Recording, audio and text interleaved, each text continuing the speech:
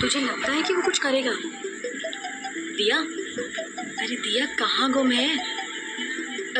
हाँ, क्यों नहीं, आखिर नंबर दिया है अपना। तेरा तो लगता है एनकाउंटर ही कर दिया पट्टे ने। ये दिया, बताना कैसा है? आरती क्या? दिया कुछ जवाब दे पाती उसके पहले ही वो लड़की झटके से रोड पर गिर पड़ी। वे लफंगे आ गए थे। उनमें से ही एक ने उसे धक्का दे दिया था।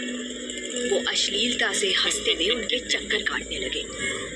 दिया ने बिना समय जाया किए इंस्पेक्टर विनय को फोन लगाया। हो गया, लगे हाथ आर्मी भी बुला लो। दिया शांति से खड़ी थी और अपनी सहेलियों को भी शांत किए थे। ना वो गुस्सा थी और ना ही भागने की कोशिश की। तभी एक ने आगे बढ़कर उसका स्कार्फ छीन लिया। तेरी तो मैं! वो मवाली भी गुस्से में विफरता आगे बढ़ा। पुलिस की जीप पहले तो कभी नहीं आई। और जीप में से विनय उतरा। दिया उसे देखकर भूल गई कि वहाँ क्या हो रहा था। फिर वो हुआ जो कभी नहीं हुआ था। सभी लफंगों की गिरफ्तारियां हुई। कुछ लफंगों की विनय ने पिटाई भी की। जब आखिरी लफंगे को पकड़कर जीप में डाला गया तो वहाँ तालियों की गड़गड़ाहट गूंज चुकी। आसपास के लोग और दुकान वाले भी उन लफंगों से त्रस्त थे। आप में से किसी को कंप्लेंट दर्ज करानी होगी। सारी लड़कियां तैयार हो गईं। दिया ने सबको आंख तरेर कर देखा। ऑफिस में विनय के सामने बैठी दिया जानबूझकर धीरे धीरे शिकायत दर्ज करा रही थी। जब भी विनय का ध्यान कहीं और होता वो उसे अपलक निहारने लगती। तभी धड़धड़ाते हुए अपने कई चमचों के साथ मनोज दिवाकर ने ऑफिस में प्रवेश किया। मनोज दिवाकर, वे लफंगे जिस पार्टी के कार्यकर्ता होने का दावा करते थे। मनोज दिवाकर उसी पार्टी के लीडर का बेटा था। उसे अपने उन लफंगे दोस्तों का गिरफ्तार किया जाना खल गया था।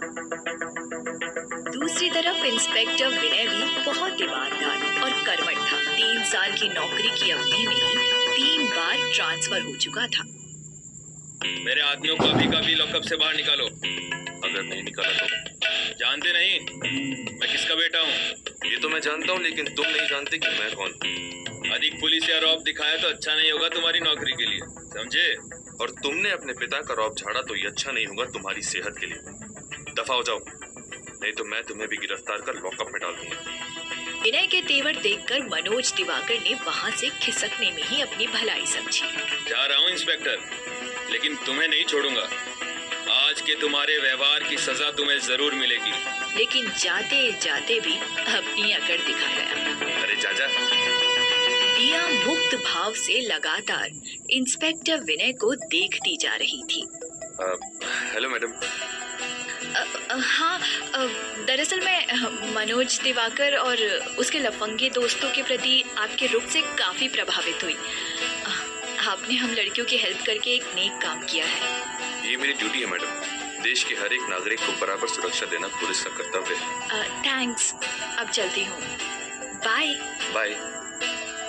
वो आगे भी शिकायतें लेकर आती रही और विनय कार्रवाई करता रहा। दिया का कभी उसका पर्स गुम हो जाता तो कभी खुद ही अपनी स्कूटी वो जानबूझकर कहीं छोड़ आती। और फिर शुरू होता उसका पसंदीदा काम, विनय के सामने बैठकर कंप्लेंट दर्ज कराना। पर हमेशा उसी का सामान चोरी हो ये जरूरी तो नहीं, लेकिन उसने उसका भी तोड़ निकाल लिया था। एक दिन अपने वॉचमैन को लेकर पहुंच गई पुलिस स्टेशन और विनय के सामने बैठकर उसके बेटे के गुम होने की रिपोर्ट लिखाने लगी। सॉरी, जब तक इनके बेटे को गायब हुए 24 घंटे नहीं हो जाते हम गुमशुदगी की रिपोर्ट नहीं लिख सकते। अरे साहब जी, बेवड़ा आवारा है, 1 नंबर का। बड़ा होगा कहीं। हम तो बोले भी दिया बिटिया को कि लौट आएगा, पर ये मानी नहीं। वो तो पहले भी तो गायब हुआ है।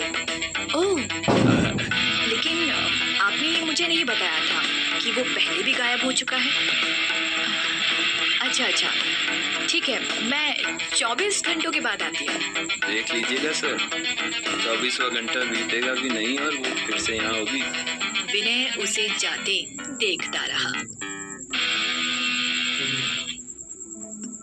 एक दिन सुनसान कॉलेज के ही एक उसने नेहा को पीछे से पकड़ दबोच लिया, पर मौके पर ही लाइब्रेरी से निकल रही दिया और उसकी 2 और सहेलियों ने देख लिया ये सब। वे दोनों तो डर कर भाग गई, पर दिया ने हिम्मत करके शोर मचा दिया। कहानी जारी रहेगी।